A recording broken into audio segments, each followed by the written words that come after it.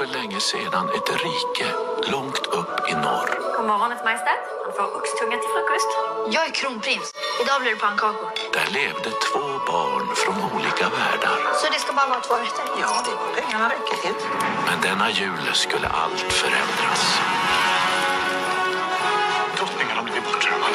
Vi ska skylla försvinnandet på kronprinsen. Du måste se honom i staden. Hitta kronprinsen. Självklart. Är du på rymmen eller? Nej. Det är snart över för dig. Så vem är det då? Jag är ingen särskild. Carl Wilhelm Gyllenkrona. Eller vill du att jag ska kalla dig Kronprinsen?